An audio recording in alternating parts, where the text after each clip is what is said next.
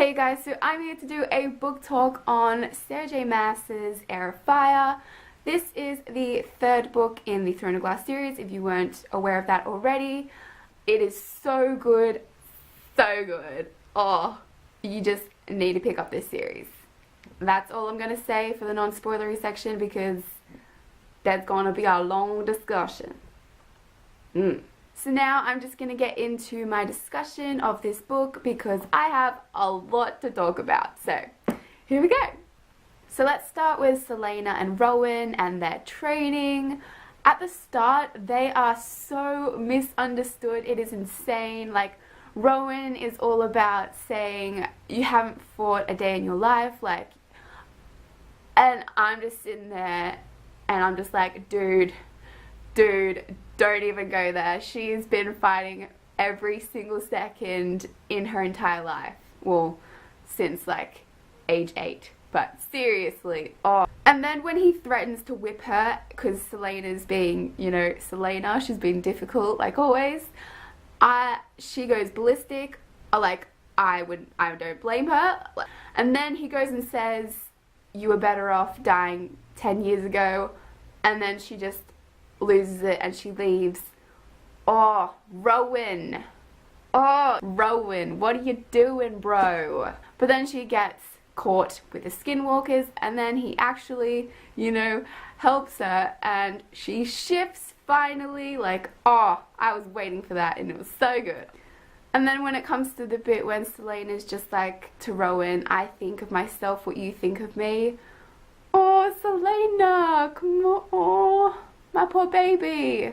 And then Selena and Rowan just keep on digging themselves deeper into their hole. Now I'm just going to give a little bit of a shout out to Emeryce, who just point blank says what needs to be said to Rowan. He finally gets him to see sense and gives him that push that kind of makes him see Selena in a new light and to actually see that he is pretty much the one thing from stopping her from going over the edge. And I just think we have a lot to thank Emeryce for. Just bless his soul, bless him. And then we finally get to the scene when Rowan doesn't turn Selena away and she walks back and they just have a whole sharing, D&M session. And then we've got the mention of the ember starting to come back to life and spark something within her.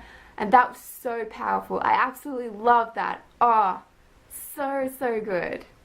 So now we've got Selena and Rowan and they've kind of got this shaky friendship, but it's a friendship nonetheless.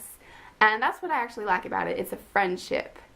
A friendship. I mean, sure, there is some instances when it does kind of give you a little bit of maybe there is something between them with that kind of tugging on her hair when they're running and just when he's like hovering over her when he's doing her tattoo. There is those parts when you think something might happen, but still it is a friendship and I love that. Love it. Love it. Love it. I just love when Rowan kind of tests Selena. I love training aspects in books. It is my jam. But especially when she has to keep those fires ablazing and then she burns out and then he carries her away, and that scene was so powerful too because he sees her scars and then he realizes what a jackass he's been, and I'm just like, yes, this is good.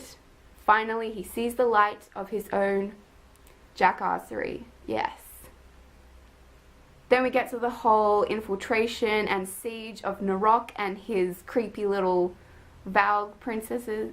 What? They're not princesses. Princes. And they just, they are creepy as hell. They're like freaking dementors gone demented. And Selena goes out to battle them and Rowan sees her go and enough. This is too much. But despite Selena succumbing to the darkness, we finally get to see what happened that treacherous night 10 years ago. We get to see little Adian and little Dorian and little Selena, and oh, they were so cute, so cute. And we see Lady Marian sacrificing herself so Selena could run away. That was heartbreaking. Then Selena tumbles into the stream and she loses the necklace, but we know she didn't lose the necklace. It was stolen from her from freaking Arabin. But after that nightmarish reliving past memories, Selena just arises like a phoenix from the ashes and she just vaporizes the shit out of them Valg princesses. I keep on saying princesses. They're freaking princes. Oh, and she just annihilates everything, and I'm just like, yes, this is Fireheart. She has come back to us. Selena, welcome back. Or should I say Elaine? Elaine? Alin. Aylin. That part was just so epic in so many ways. I can't even articulate it properly, but when we find out that Rowan and Selena are Calanem, you know what I mean? I'm just like, yeah. They're like, oh, unstoppable. Watch out, you're gonna get your ass kicked, and that's what happens. Yeah. But of course, Narok leaves a parting gift, and that is the vision that she receives, and we get to see it later on when she has that whole showdown match with Maeve.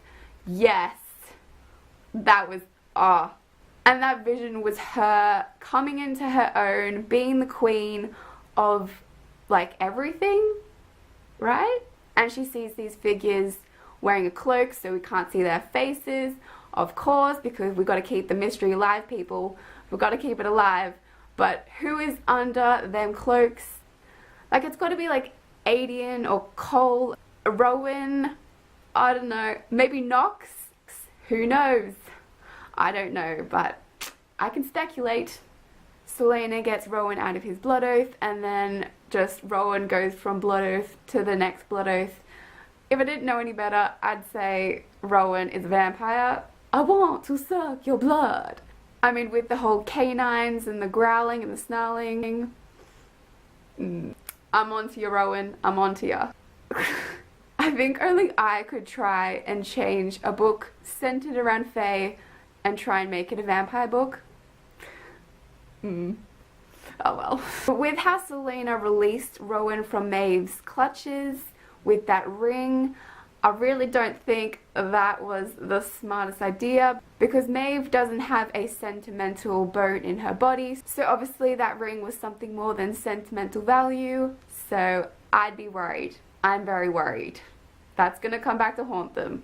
And Rowan is seeing Selena off on the boat to go back to Adalin to raise havoc. That's gonna be a lot of fun, and it comes to our attention that Rowan is not going to be going with her, and I'm very sad about that. But anyway, they have that saying between them to whatever end, and I love it. I love it. I love everything to do with them. Yes. Now let's go on to Manon. I am Team Manon. I mean, don't get me wrong, I love Selena, she's still my favorite, but Manon and her are pretty much neck and neck for favorite character in this book. For reasons why I absolutely adore Manon, you can check out my Goodreads written review, it has it all there.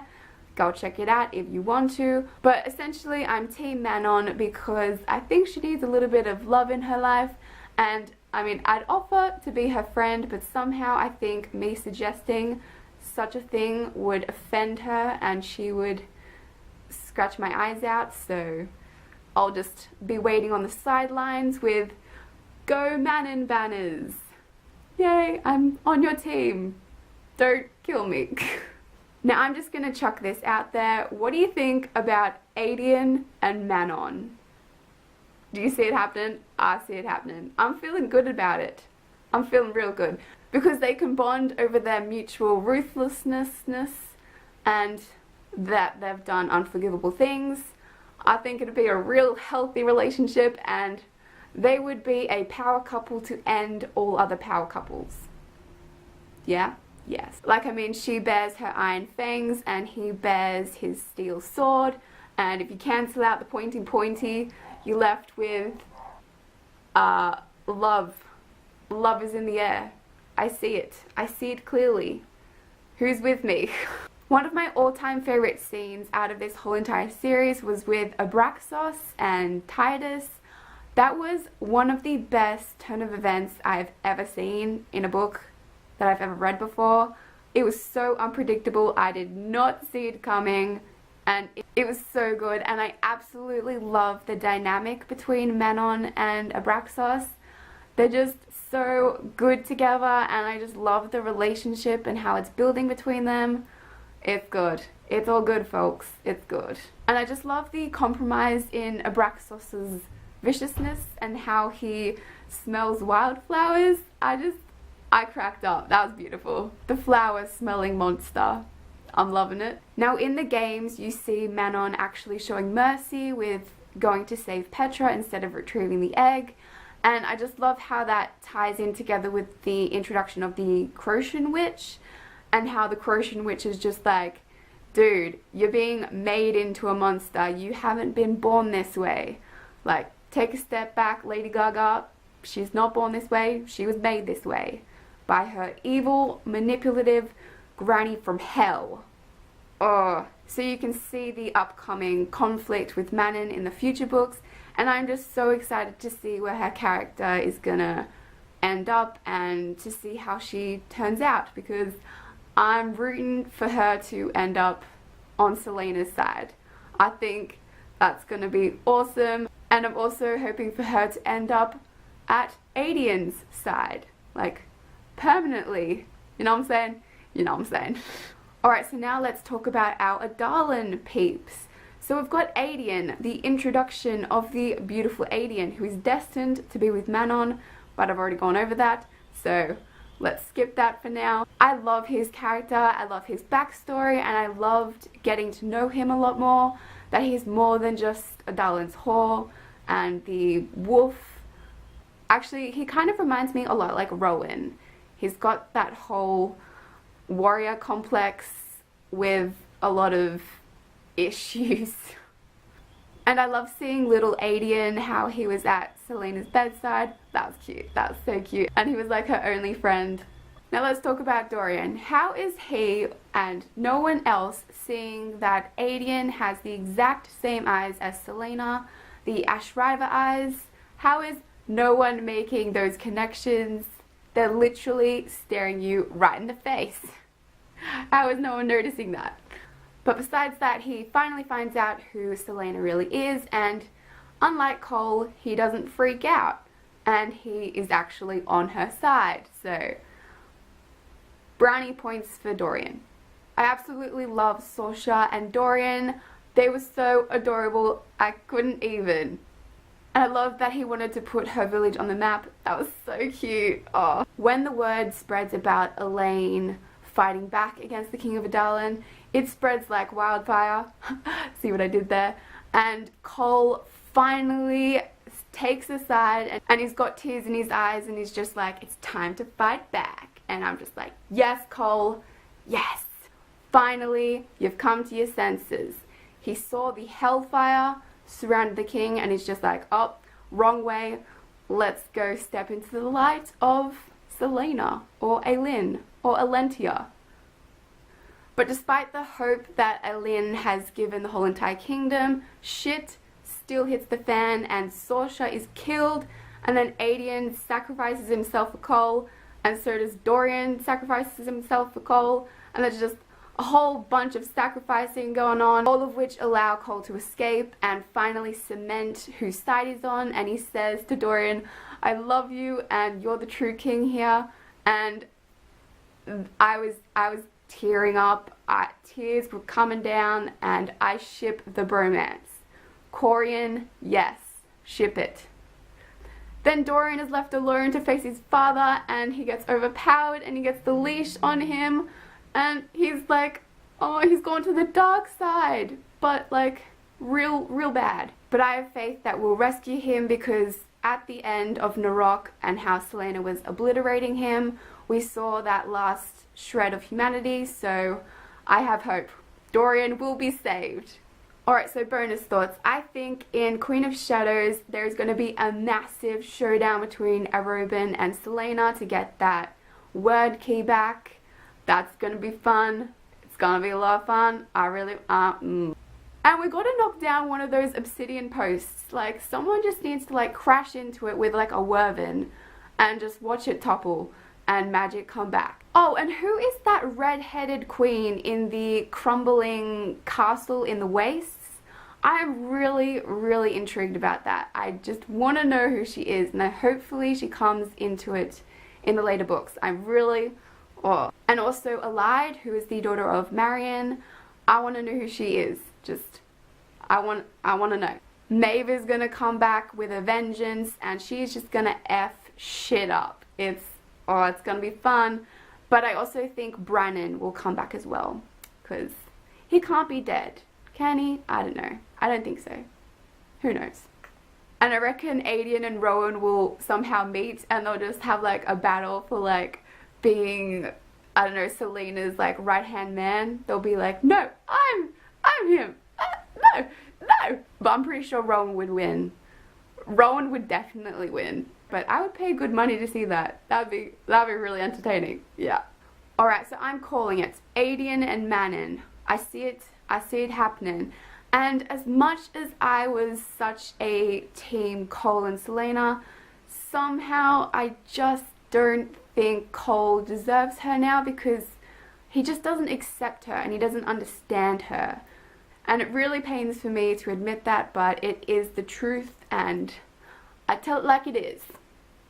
So I think it's like a toss-up between Rowan and Dorian ending up with Selena, but to be honest, I'm kind of going for Rowan. As much as I love their friendship, I think Rowan is the guy for her, because he just understands her and accepts her. They just lift each other up when they're down, and they would be the ultimate queen and king. Just saying. And Dorian can end up with like a Alide, so everyone's happy. Yay! Alright, so that is my book talk on Heir of Fire. Hopefully you enjoyed it, and let me know what you thought of this book too. And I will see you guys in my next video. Bye!